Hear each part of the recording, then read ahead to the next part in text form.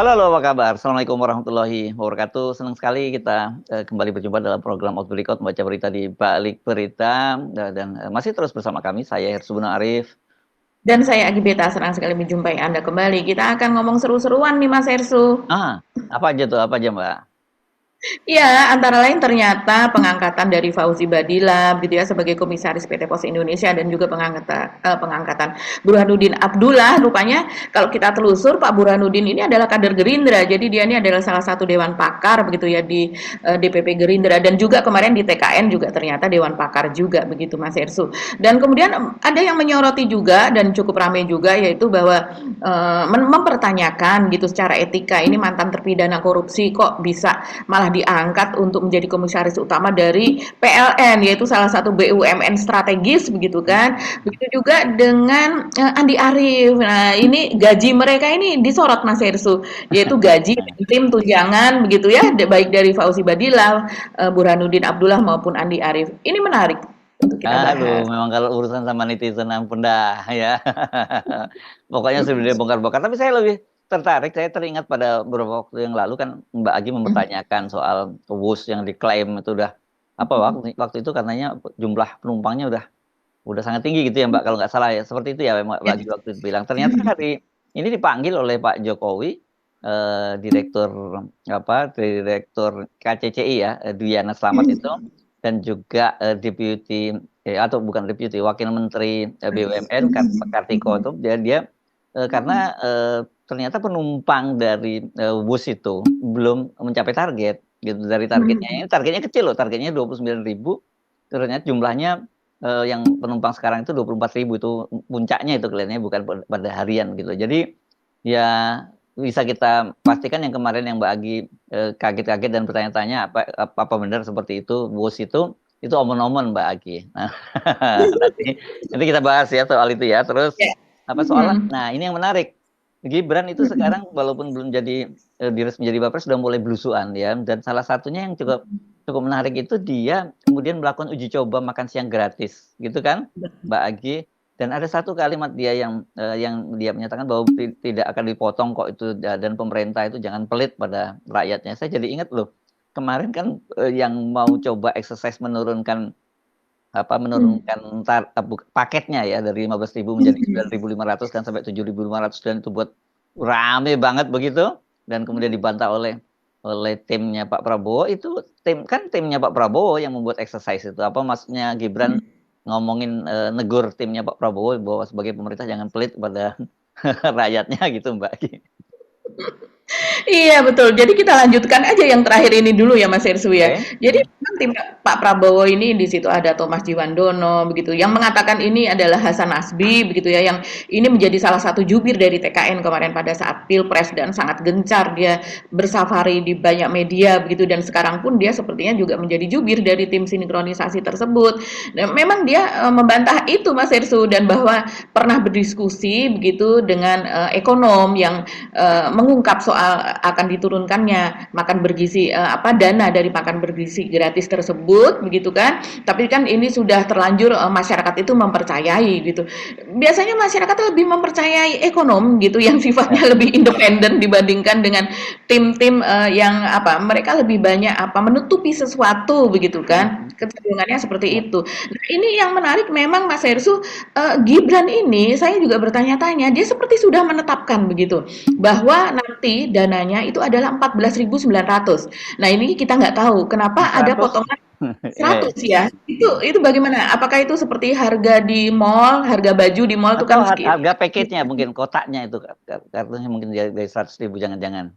iya iya, kita kita nggak tahu itu ya, kenapa, 14.900 gitu. Jadi ataukah sekedar kan udah diturunkan dari 15.000 nih, diturunkan Rp100 begitu juga untuk memberikan, kelegaan kepada tim Pak Prabowo. Karena kalau kita lihat tim Pak Prabowo ini kan sepertinya ke orang-orang kepercayaan Prabowo. Bukan kita tidak melihat di situ ada unsur dari Gibran begitu kan Mas Ya, Hersu. ya, ya memang.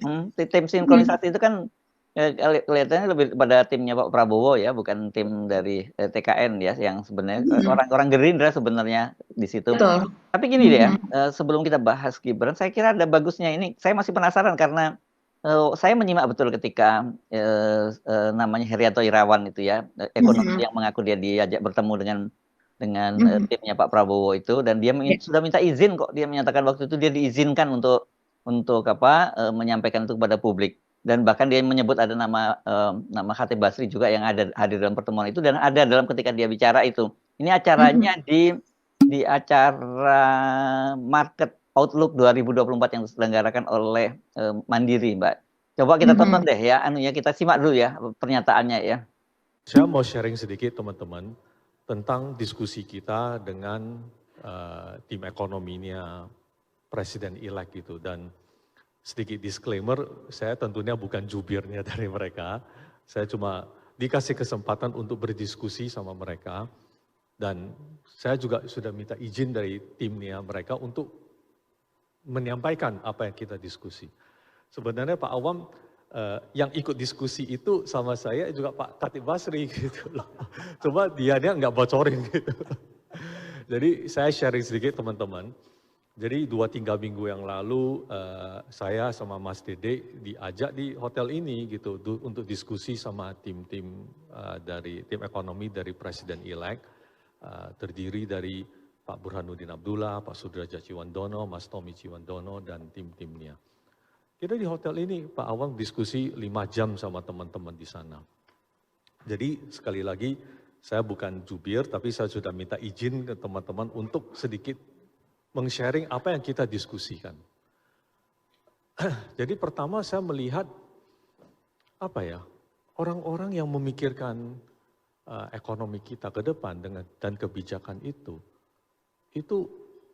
menurut saya waras-waras saja lah Bapak Ibu sekalian, nggak kayak gitu-gitulah, nggak kayak 50% debt to GDP, mau growth-nya nggak karuan, dan spending-nya nggak bertanggung jawab. Saya rasa jauh dari itu Bapak Ibu sekalian, jauh dari itu.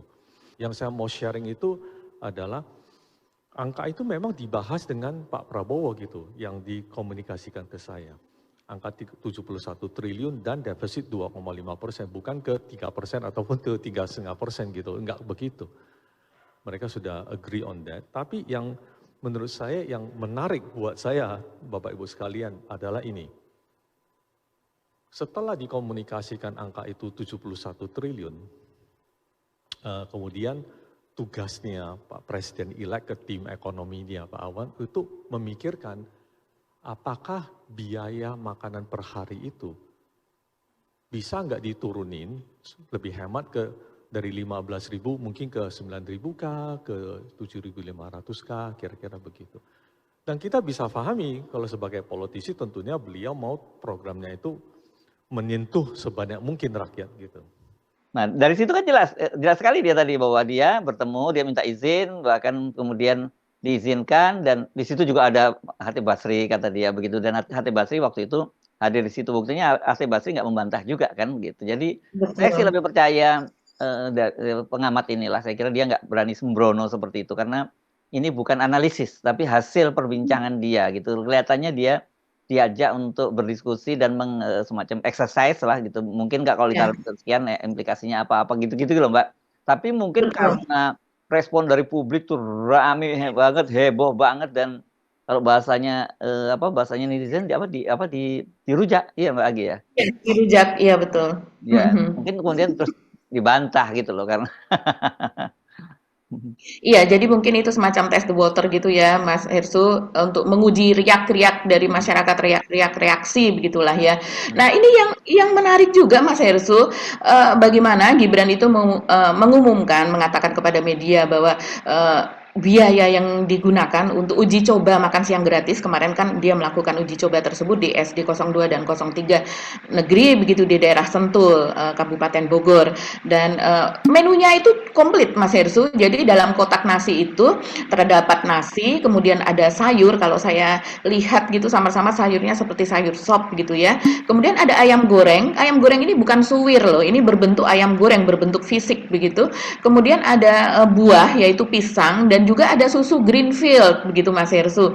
Nah, ini netizen rame betul begitu karena memang kalau kita melihat komposisi dari makan siang bergizi yang dibagikan oleh Gibran tersebut begitu, itu sepertinya jumlahnya agak-agak tidak masuk akal kalau hanya sebesar 14.900 begitu Mas Hersu. Jadi kalau kita lihat dalam komponen biaya, sepertinya biaya distribusi, transportasi, kemudian keuntungan dari si pembuatnya tidak masuk Enggak ya?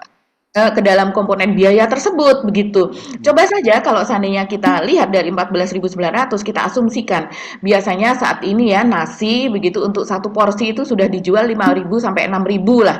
Bahkan ada yang menjual sampai 8.000, tapi kita asumsikan 5.000. Atau kalau untuk anak kecil atau untuk Ya, anak-anak SD 4.000 gitu ya kali ya. ya 4.000 lah begitu ya. Walaupun ini saya lihat porsi nasinya cukup cukup banyak. Nah, katakanlah 4.000. Kemudian susu Greenfield itu sendiri kalau kita telusuri di media sosial gitu pembelian secara online biasanya lebih murah walaupun dikenakan dengan biaya ongkos kirim begitu ya, tapi lebih murah daripada kalau seandainya kita membeli hanya satu-satu karena biasanya kalau online kita beli harus satu dus. Satu dus isinya sekitar 40 pieces begitu ya, 40 karton. Nah, terus kemudian harganya itu kalau kita lihat harga termurah yang saya temui itu sekitar 136.000 per 40 isinya 40 karton tersebut. Ada juga yang bahkan sampai 40.000, ada yang sampai 137 begitu. Jadi yang paling murah adalah 126 ribuan Mas Hersu. Jadi 3.000 lebih begitu ya.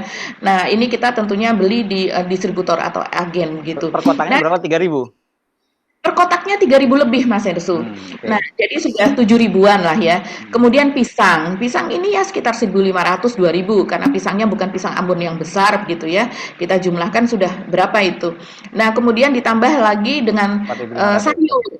Iya, dengan sayur ini mungkin sekitar 3.000 Mas Hersu. Oh ya? 2.500 sampai 3.000 begitulah ya. Iya, kalau tanpa ada keuntungan ya. Ini asumsinya adalah betul-betul memang harga bahannya begitu tanpa ada biaya untuk si pembuatnya, untuk pekerjanya, untuk distribusi kendaraannya, transportasinya begitu.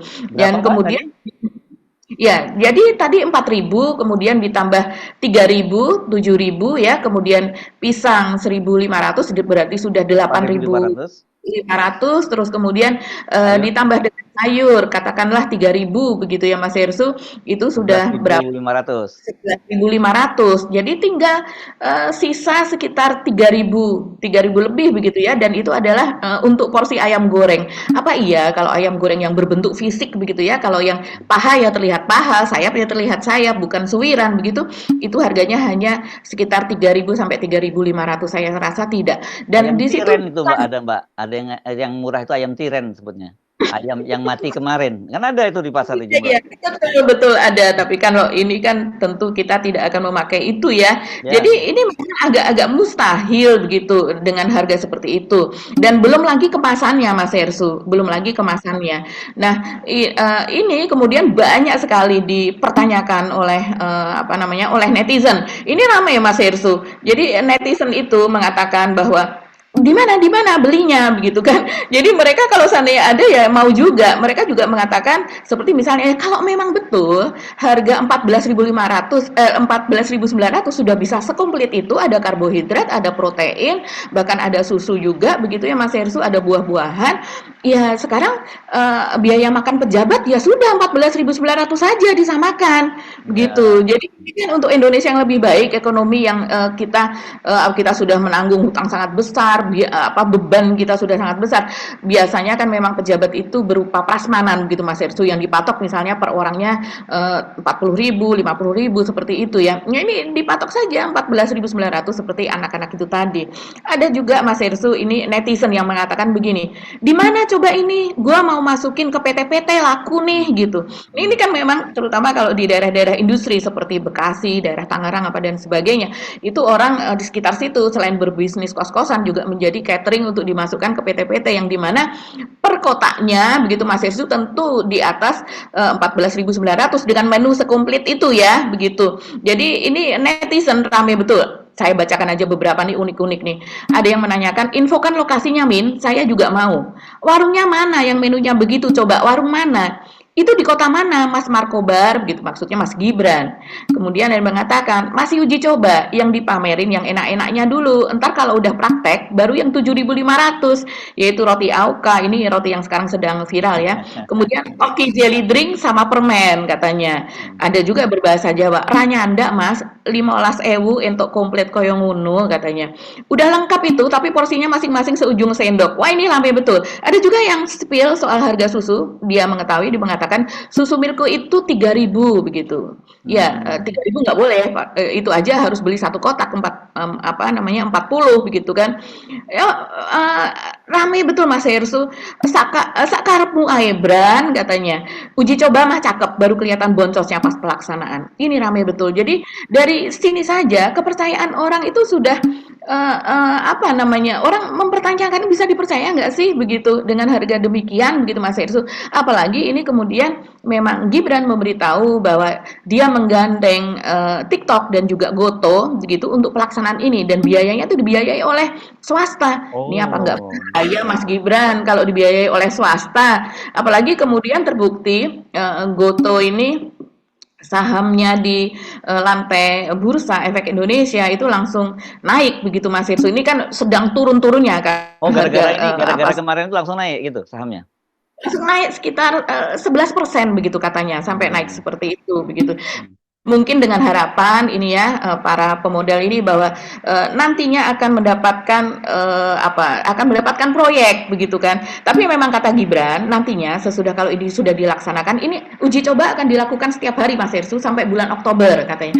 Artinya walaupun ini diambil dana CSR ya, tapi ini artinya adalah komitmen dari perusahaan swasta tersebut begitu kan, akan dilakukan sampai dengan Oktober. Nah, kira-kira apa yang diberikan? Mereka tentu tidak, ya biasanya kayak gini ada imbal balik seperti itu yang dikhawatirkan kan Mas Hersu. Ya.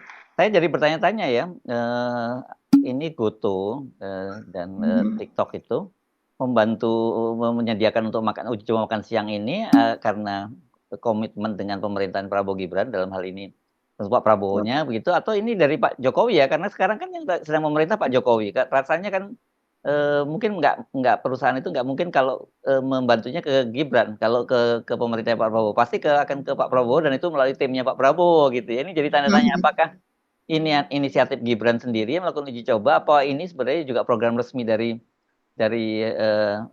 timnya Pak Prabowo Gibran gitu Mbak Agi, karena saya lihat ini banyak sekali Gibran ini sekarang ngambil inisiatif sendiri kan untuk belusukan-belusukan itu, yang kayak kemarin di Jakarta dan sebagainya itu belusukan, terus kemarin yang di Semarang itu ternyata kan dia mengendorse calon wali kota untuk dari Golkar ya, yang akan dicalonkan Bupati Kendal, yang akan dicalonkan menjadi wali kota Semarang, dan kemudian dipasangkan dengan wakilnya dari PSI, dan kemudian Gibran turun gitu. Itu kan ini apakah juga sepengetahuan dari Pak Prabowo atau itu inisiatif dia sendiri? Mungkin kalau sekarang memang dia mungkin Pak Prabowo juga tidak bisa melarang kan dalam kapasitas larang seperti apa, tapi Prabowo juga pergi itu dalam kapasitas sebagai apa, itu kan juga jadi pertanyaan yang menarik Mbak.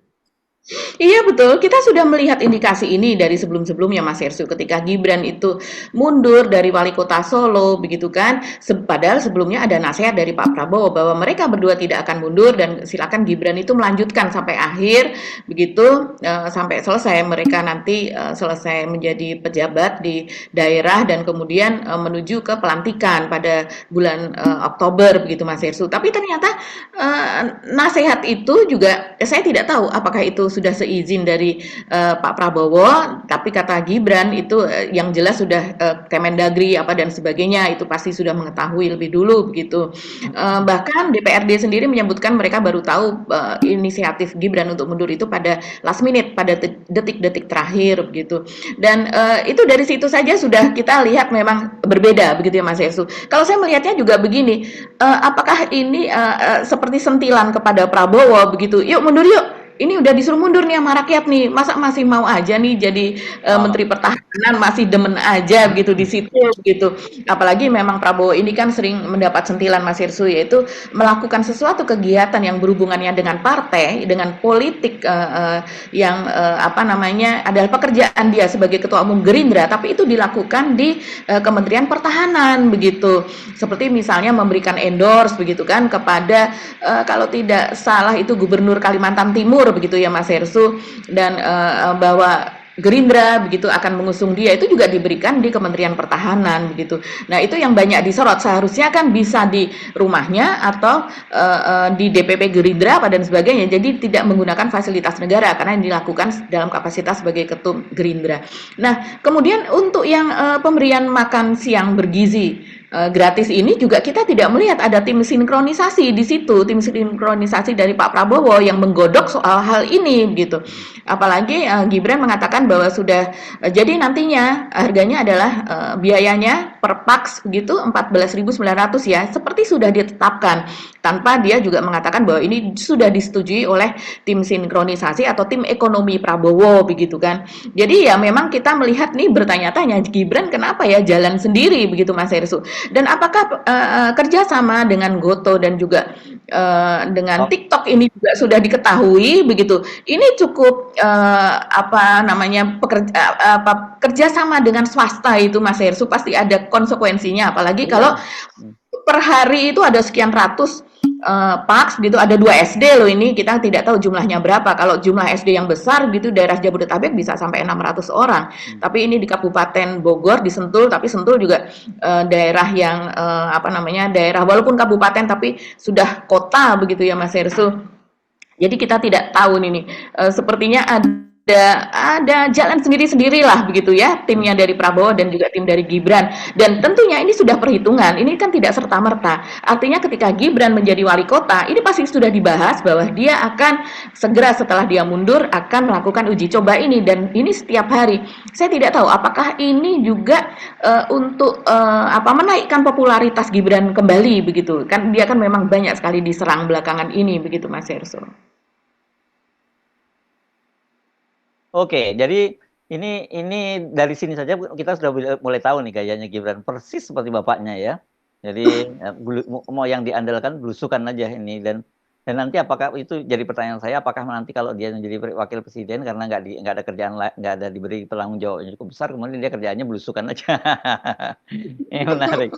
Oke, mari. Jadi saya kira ini memang jadi tanda tanya sekali lagi, apakah ini ada koordinasi dengan tim sinkronisasi, karena sejak sebelumnya yang menyatakan itu kan tim sinkronisasi yang dikutip oleh Herianto Irawan itu kita ya, dan kemudian tiba-tiba Gibran menyatakan seperti itu, karena saya kira sebenarnya bisa dipahami sebenarnya kalau saya menyimak dari pernyataan Herianto Irawan tadi kan, karena bagaimana Pak Prabowo kan janji pada waktu itu akan memberikan makan siang gratis untuk 82,9 juta ya anak di Indonesia, dan pada waktu itu kan anggaran seperti juga dikatakan oleh Pak Hasim, adiknya Pak Prabowo kan 450 triliun, tapi kan kemarin akhirnya oleh Sri Mulyani mereka dipatok angka 71 triliun, ya seperlimanya ya Mbak ya, kalau ini ya, kalau seperlima aja nggak sampai seperlima ya Mbak ya, 5 kali 7 aja itu 350, nggak sampai seperlimanya, berapa ini 7, 420, seperenam lebih gitu ya, hanya dia dapat cuman 1/6-nya saja gitu dari janjinya. Jadi ya jelas mereka mungkin ingin kalau bagaimana dengan anggaran yang terbatas itu kemudian menjangkau lebih banyak gitu. Makanya mereka kemudian melakukan exercise apakah bisa diturunkan, bisa jadi 9.500 atau 7.500.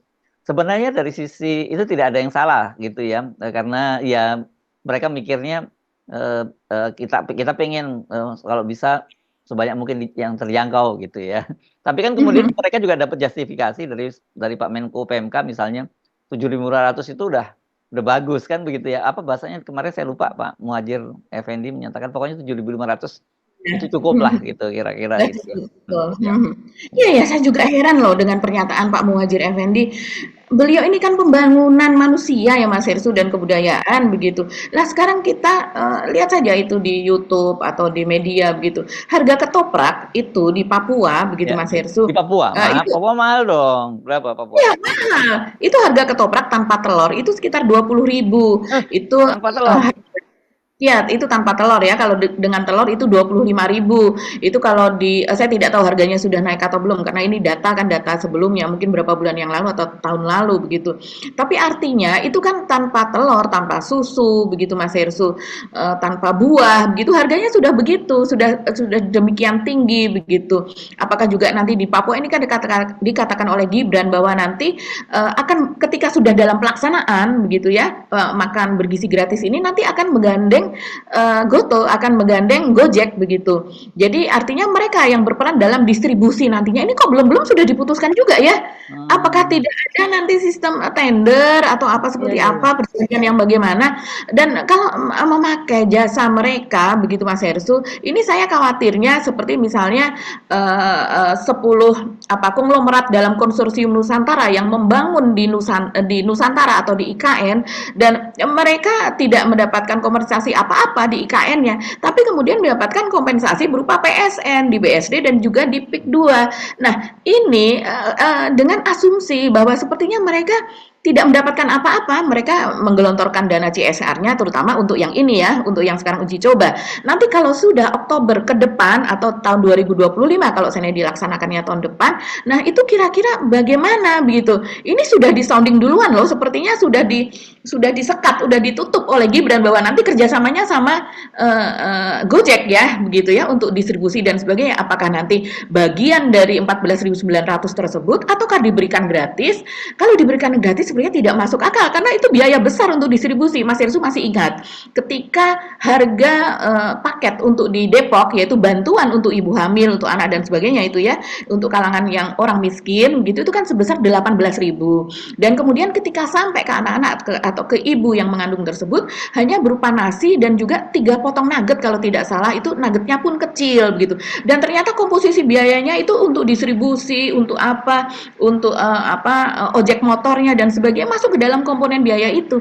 Nah, Iya. kalau itu tidak masuk nantinya, kita khawatir nanti akan ada kompensasi kepada pihak swasta ini dalam bentuk yang lain gitu. Ya, oke. Ini sejak awal saja soal ini aja sudah banyak soal yang hal-hal yang membuat kita bukan mencurigakan lah gitu, membuat bertanya-tanya lah gitu ya apa sesungguhnya yang terjadi gitu ya Mbak Agi ya. Oke, kita pindah Iya. ke topik yang mana dulu? Ngomongin kereta cepat dulu atau yang mana dulu? Kereta cepat dulu ya atau yang Pak? Kereta cepat itu menarik ya Mas Hersu.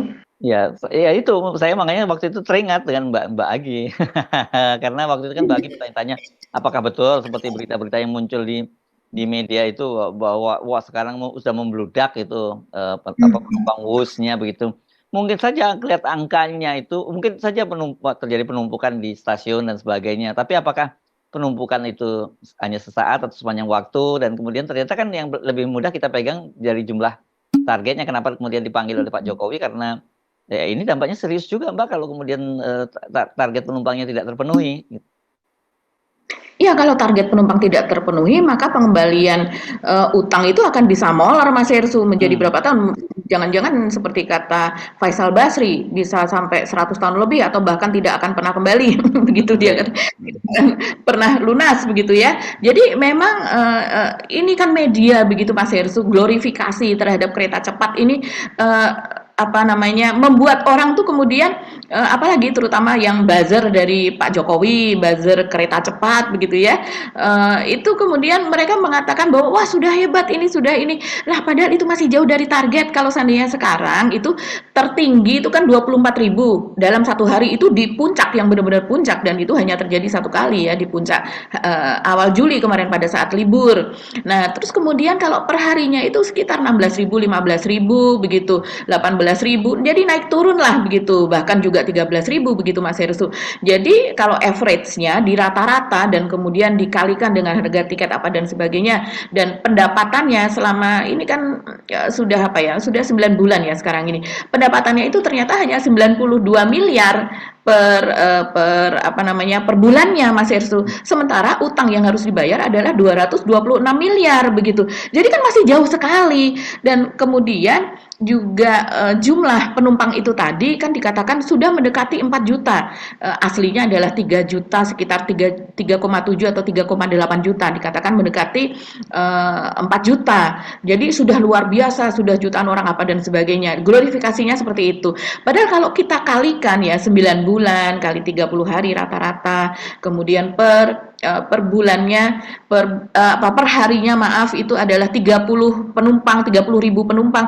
Karena berdasarkan kajian yang kedua oleh sebuah lembaga di Universitas Indonesia itu sedikitnya itu harus per hari ada 30.000 penumpang, maka itu akan sudah bisa menutup begitu untuk membayar Mas Hirsu. Itu belum keuntungan ya saya rasa begitu. Karena sebelumnya kajian berdasarkan lembaga di bawah ITB itu kan 60 atau 61.000 per hari dan kemudian direvisi menjadi 30.000 dengan konsekuensi pembayaran utang menjadi membengkak, menjadi lebih panjang begitu dari 50 tahun menjadi 80 tahun. Nah, kalau sekarang ternyata dari per hari yang seharusnya 30.000, setahu saya 30.000, tapi kata Pak Jokowi 29.000 ya. Itu kalau dikalikan ya kurang lebih 9 bulan itu mungkin sudah seharusnya 9 juta yang terangkut Mas Hersu.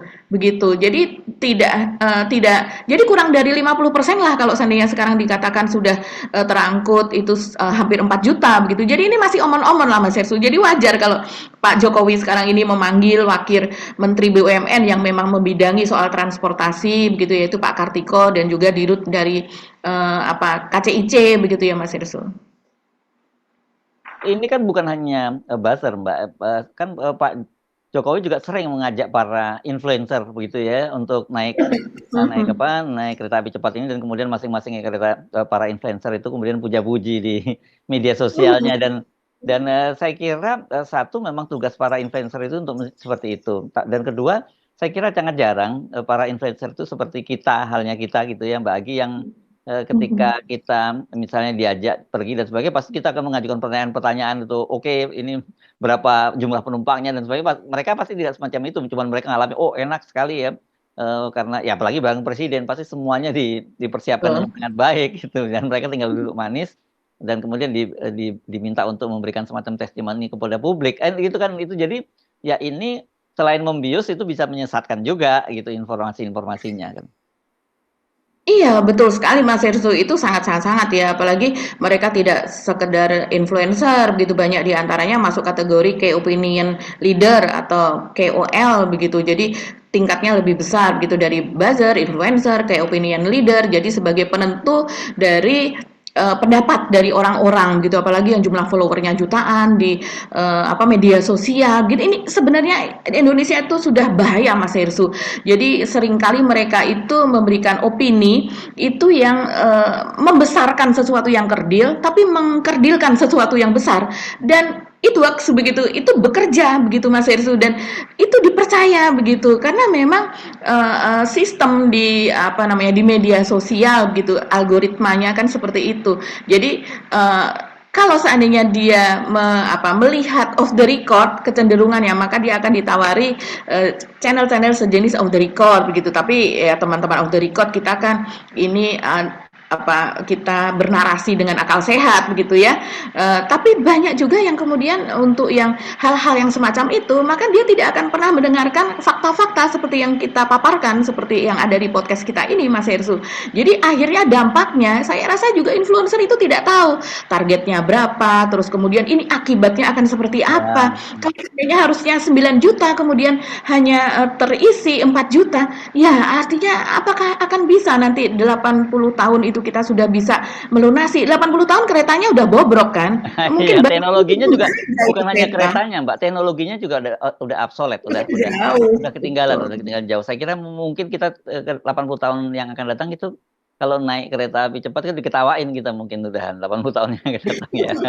Sama dengan kayak kita naik bayangkan kalau itu kan sama dengan era kemerdekaan gitu, nama kereta kereta yang uap gitu ya, kereta yang pakai batu bara ya. Itu mungkin seperti itu kemajuan teknologinya memang, dan saya kira kemajuan teknologi itu ke depan tuh makin cepat malah dibandingkan. Betul. Oke. Kita pindah ke topik yang terakhir ya, saya kira soal ini topik favoritnya Mbak Agi, ngitung-ngitung gajinya para komisaris ini. Iya, ini cukup ramai Mas Hersu di media Heeh. sosial. Mereka pengen tahu. Mhm. Mereka kan penasaran Fauzi Badillah itu berapa sih gajinya begitu dari aktor, terus kemudian juga tanpa mereka juga saya tidak tahu apakah Fauzi Badillah ini ada kompetensi secara finansial, secara apa soal finance begitu ya. Terus kemudian juga nantinya di PT Pos begitu dia mengawasi soal apanya begitu kan kita tidak punya jejaknya soal itu begitu. Tapi yang jelas ini saya membaca di Detik Finance ini Mas Hersu. Ini cukup rinci ya di situ bahwa total imbalan yang dibayarkan perusahaan yaitu PT Pos Indonesia kepada Dewan Komisaris pada tahun 2023 perbandingannya tahun lalu sebesar 16,7 miliar begitu Mas Hersu. Itu untuk 5 orang komisaris. Nah, kemudian jumlah imbalan penghasilan berupa gaji, honorarium dan tunjangan dibayarkan untuk ke direksi dan Dewan Komisaris itu rinciannya ya. Kalau direksi itu 26,9 miliar. Kemudian untuk komisaris itu 16,7 miliar seperti disebutkan tadi. Itu berdasarkan laporan tahun 2023 bulan Desember. Laporan perusahaan ini Mas Hersu. Dan ternyata setelah diperinci-perinci begitu ya, setelah di ini hitung-hitung ya gajinya itu lumayan, bukan lumayan lagi ya, sangat besar kalau saat ini. Apalagi dengan kondisi Indonesia yang seperti ini itu di atas 270 di atas 270 miliar Mas Irsu itu secara keseluruhan 270 ya. juta, bukan Ya miliar. maaf, 270 juta begitu Mas Irsu Per bulan ya. per bulannya begitu. Jadi kalau ini ya tinggal dikalikan 12 kali. Padahal biasanya yang seperti ini kan ada tunjangan hari raya. Tunjangan hari raya tuh seringkali 1 kali gaji, terus kemudian ada kesehatan yang dibayar penuh. Kalau kita sebagai karyawan aja kadang-kadang dibayar penuh, kadang-kadang memang sudah ada alokasinya berapa begitu ya. Kadang-kadang hanya dibayar misalnya 80%, 70% seperti itu. Kalau ini biasanya untuk komisaris BUMN itu dibayar penuh begitu Mas Hersu. Iya, tapi Dan ini perlu tahu nih, kecil loh Mbak. Pos ini kan perusahaan yang saya kira labanya juga kecil ya. Tapi kalau BUMN lain bisa pingsan nanti para netizen ini begitu bacanya. Termasuk PLN misalnya. Iya iya, betul. Kalau pos ini keuntungannya kalau tidak salah tidak sampai 800 miliar, hanya 700 sekian miliar gitu untuk tahun yang lalu untuk laba dari perusahaan. Saya tidak tahu dividen yang diberikan kepada negara berapa Mas Hersu. Nah, tapi ini maaf ya, saya koreksi ini, saya baca aja di linknya. Jika dihitung setiap bulannya, komisaris BUMN PT Pos Indonesia ini membawa pulang 278,5 juta begitu per bulan. Nah, tapi kita tidak tahu komisaris utama itu besarannya berapa. Ini di rata-rata saja Mas Hersu ya. Bahkan mungkin beberapa komisaris kan tanggung jawabnya berbeda-beda. Nah, ini apakah sama atau tidak? Kalaupun tidak sama, bedanya hanya kecil biasanya, hanya beberapa juta saja. Dan kemudian yang menarik juga Mas Hersu, ini juga ada yang mempertanyakan. Mungkin secara undang-undang ini diperbolehkan, tapi secara etika ini dipertanyakan, yaitu soal posisi Pak Burhanuddin Abdullah, yaitu mantan Gubernur BI yang kemudian sekarang diangkat sebagai komisaris utama PLN. Ini kan salah satu BUMN energi, BUMN strategis begitu Mas Hersu. Dan kemudian orang men-spill ternyata Pak Burhanuddin Abdullah ini pernah dibui untuk kasus korupsi, terutama ini maksudnya adalah korupsi kebijakan ya Mas Hersu. Dan kemudian divonis 5 tahun begitu oleh pengadilan tipikor. Memang ini sudah tahun 2008-2009 ini prosesnya begitu. Jadi orang mempertanyakan bagaimana seorang yang pernah menjadi terpidana korupsi begitu, yaitu ketika itu dia terbukti menyalahgunakan wewenang dengan menyetujui aliran dana dari Yayasan Lembaga Pengembangan Perbankan Indonesia atau LPPI sebesar 100 miliar ke Bank Indonesia. Ini kan seharusnya untuk pengembangan perbankan Indonesia Mas Hersu, alokasinya tentunya bukan untuk ini, yaitu ke Bank Indonesia buat apa? Itu untuk digunakan oleh Bank Indonesia untuk membiayai bantuan hukum para mantan pejabat BI sebesar 68,5 miliar. Kita tahu ketika itu para pejabat BI terkena kasus BLBI begitu Mas Hersu ya. Dan penyelesaian kasus BLBI secara politis. Jadi kita tahu secara politis itu apa? Secara politis biasanya dengan supaya ini diringankan hukumannya, supaya pihak-pihak begitu yang para pengambil keputusan atau decision maker untuk kasus hukum ini kemudian menjadi memperlemah begitu ya keputusan mereka atau meringankan keputusan mereka begitu. Ini luar biasa untuk secara politis saja itu sebesar 68,5 miliar dan kemudian biaya untuk amandemen Undang-Undang BI di DPR itu digelontorkan 31,5 miliar dari Yayasan Pengembangan Perbankan Indonesia tersebut. Ya kita tahu biaya di DPR seperti apa Mas Ersu untuk amandemen Undang-Undang BI. Nah ini dia dianggap keputusan atau kebijakannya ini meski tidak memperkaya diri sendiri, nuansanya sepertinya seperti itu, tapi jelas-jelas perbuatan melawan hukum dan ini berbahaya sekali karena di sini kan bisa masuk ke dalam KKN dan sebagainya. Kalau seandainya yang dibantu tadi secara hukum untuk biaya pengacara dan sebagainya adalah teman-temannya sendiri begitu, masih koleganya sendiri begitu, dan sekarang dia menjadi komisaris utama PLN. Ini yang ramai juga ini Mas Hersu, banyak komentar dan dikomentari oleh netizen, dan kemudian juga gajinya juga itu di-spill ya. Berapa gaji dari Burhanuddin Abdullah sebagai komisaris utama PLN dan berapa gaji Andi Arief, ini politisi dari Demokrat, Partai Demokrat ya, berapa gajinya sebagai komisaris PLN. Ini saya juga membacanya di Detik Finance ini. Jadi sesuai dengan peraturan Menteri BUMN begitu, remunerasi Dewan Komisaris itu terbagi atas honorarium komisaris utama sebesar 45% dari gaji direktur utama. Wakil komisaris utama sebesar 42,5% dari gaji direktur utama, dan kemudian komisaris lainnya sebesar 90% dari honorarium komisaris utamanya. Jadi seperti Andi Arief itu sebesar 90% dari honorarium Burhanuddin Abdullah begitu. Dan kemudian di sini juga di-spill remunerasi yang diterima Dewan Komisaris terdiri dari honorarium, tunjangan dan tantim. Iya, Wah, itu gede banget pokoknya ini benar ya. Kalau di PLN tuh, coba terus. ya, karena kalau PLN ini Mas Hersu pada tahun 2023 itu labanya sampai 22 triliun begitu. Walaupun kalau menurut saya semestinya bisa lebih besar lagi ya, kecil ya dibandingkan dengan aset yang dimiliki. Jadi laba 22 triliun dan dividen yang dibagikan kepada pemerintah hanya sekitar 3 triliun saja. Jadi kemudian ini saya bacakan lagi dalam laporan yang tahun 2023 berdasarkan peraturan Menteri BUMN, honorarium per bulan untuk komisaris utama PLN itu 211 juta dan komisaris 190 juta. Wah, lumayan ini Mas Andi Arief, 190 juta. Ini baru honorarium saja ya, remunerasi. Sementara tunjangan untuk komisaris mencakup tunjangan hari raya keagamaan sebesar 1 bulan dari honorarium. Wah, berarti 1 bulan 211 juta untuk Pak Burhanuddin begitu ya. Tunjangan transportasi sebesar 20% dari honorarium dan asuransi purna jabatan preminya akan ditanggung perusahaan sebesar 25% dari honorarium dalam 1 tahun. Ini luar biasa Mas Hersu rinciannya begitu. Dan kemudian untuk kesehatan diberikan dalam bentuk asuransi atau penggantian biaya pengobatan sebesar pemakaian dengan termasuk 1 istri dan 3 orang anak maksimal 25 tahun atau belum menikah begitu ya.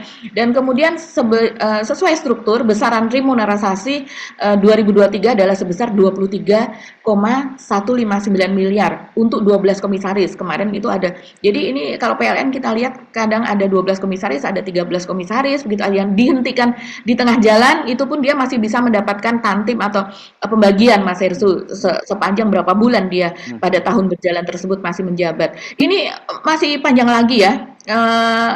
Atau teman-teman bisa melihat ini di Detik Finance yang jelas ini ratusan juta setiap bulan. Memang tidak sebesar Pertamina, tapi nilainya juga besar Mas Hersu untuk gaji para komisaris ini. Kita kemudian bertanya ya dipertanyakan secara etika dan juga kompetensi. Andi Arief ada di PLN, ini bagaimana ceritanya kan begitu orang bertanya Mas Hersu. Iya. Oke, nanti kalau diterusin kita ngurusin dompetnya orang Mbak dikirain. Iya, betul. Ya oke, tapi saya kira ini kan baru permulaan ya. Yang kemarin kita juga bahas belum serah terima masa jabatan dari Pak Jokowi ke Pak Prabowo, sudah bagi-bagi jabatan, apalagi nanti saya kira kita tunggu kalau udah serah terima jabatan ya pasti akan lebih banyak lagi yang masuk di situ. Ini kan baru berapa orang mungkin total sejak kemarin itu belum sampai 10-an ya Mbak ya jumlahnya ya. Iya. Plus satu lagi Mas Hersu, yaitu DPA yang akan dihidupkan kembali itu kan jumlahnya tergantung kepada presiden, tidak dibatasi oleh DPR. Ya. Dan rupanya itu memang untuk menampung orang-orang yang sudah pensiun atau belum usia pensiun ya, maksudnya dia sudah tidak menjabat lagi, bisa masuk ke situ begitu. Jadi ini teman-teman yang misalnya ada di KIM apa dan sebagainya itu bisa ditampung di DPA itu nantinya, Mas Hersu. Nah, ini kan lembaga tersendiri, ini lembaga loh, ini setingkat dengan presiden gitu. Nah, ini akan menjadi luar biasa tempat penampungannya, tidak hanya komisaris di BUMN tapi juga bisa di DPA. Yes. Oke, lagi ya. Jangan ngiri ya, buat Anda ya, kebagian ya. Salahnya sendiri kenapa kemarin nggak dukung 02 gitu ya. Ya, Kalau dukung 02. yang nggak dukung itu mungkin yang nggak bisa joget, nggak biasa joget gitu, Mas Hersu. Oke, pagi. Kita ketemu lagi ya esok insya Allah. Kami mohon pamit. Saya Subno Arif. Dan saya Agi Beta, terima kasih atas perhatian Anda. Tetap salam waras, salam 0%. Wassalamualaikum warahmatullahi wabarakatuh. Waalaikumsalam warahmatullahi wabarakatuh.